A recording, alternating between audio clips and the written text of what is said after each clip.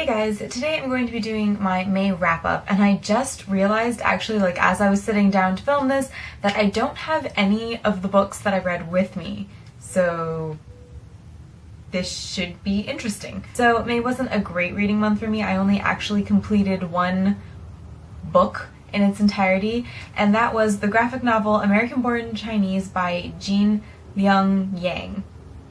I'm hoping I said that correctly. American Born Chinese is about a young boy who has always gone to a school where he was pretty much the only Asian student, and because of that he kind of has always wanted to be white. He's always tried to perm his hair or get the white girls' attention or things like that, and he's just never been really comfortable in his own Asian American, Chinese American skin. Alongside that storyline, the graphic novel also follows the story of the Monkey King, which is, I think, a Chinese kind of traditional folktale. I first heard about this graphic novel on Rincy's channel, so I will link, I think she did a review, or it was in a wrap-up or something. If I can find that video, I will link that below, because she breaks it down really, really well, and she shows you some of the images and the art, basically, which I can't do since, again, I don't have I don't know what I'm doing. I don't have the book with me. I did, of course, really enjoy the artwork, and I really enjoyed the storyline.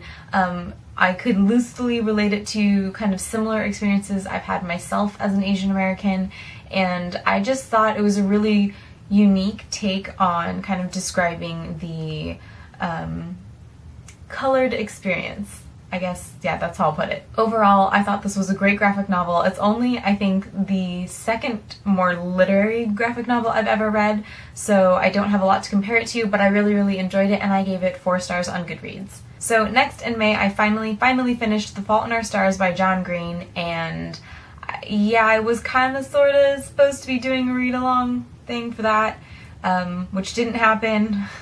Per usual. I kind of touched on this in my May favorites video, but basically the end of April going into May, when I was trying to do the read-along, life just became incredibly crazy. School amped up to another level, and I didn't really have time to read, much less be doing structured videos. So I apologize for those of you who were following.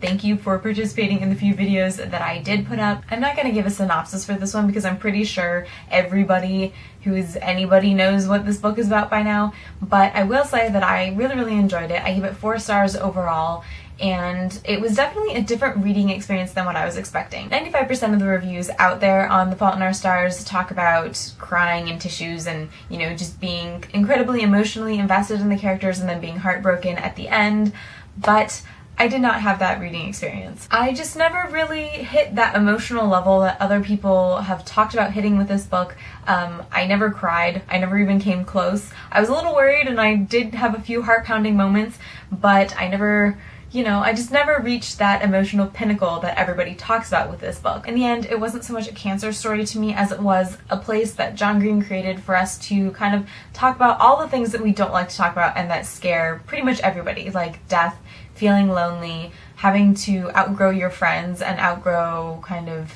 relationships and things like that.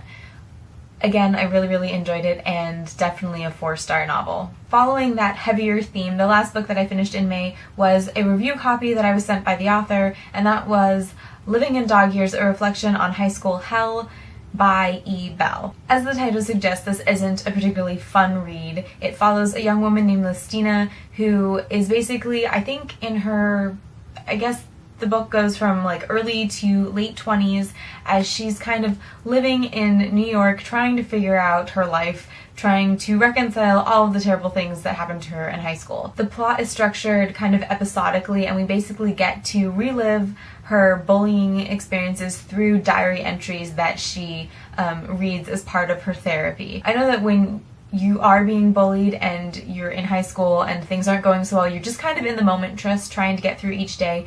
But bullying is something that really does leave a long-term effect on people, and I think this book does a really fantastic job of illustrating all of the lingering effects, all of the things that you constantly are concerned about and looking for and kind of on guard for throughout the rest of your life. I was pleasantly surprised with the writing of this novel because I know I've touched on this before, but a lot of the times self-published authors don't go through the same editorial revision process as an author who's, say, picked up by a major publisher.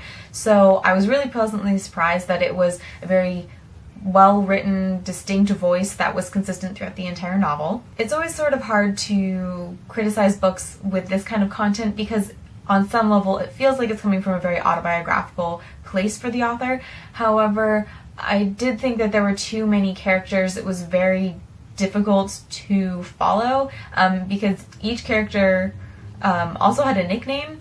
So I was having a hard time keeping track of who everyone was. Another comment that I would make, which again probably would have come from more revision and consolidation, is that this book is a little bit too long for the content matter. The bullying is pretty bad, so it's not always the most fun thing to read, and just in general a very heavy novel. It deals with not only bullying but a lot of substance abuse, and to go over 400 pages it felt like a long haul, let me put it that way. Overall, I thought it was a compelling story, great protagonist. I just thought it was a little confusing and too long, so I ended up giving it 3 stars. Those were all of the books that I read or finished in May, and if you've read any of them yourself and have any other thoughts or opinions, let me know. I hope you guys are having a fantastic day. Let me know what you guys read in May, and I will talk to you later. Bye!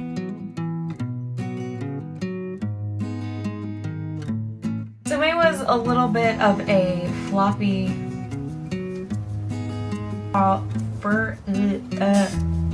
words. Okay.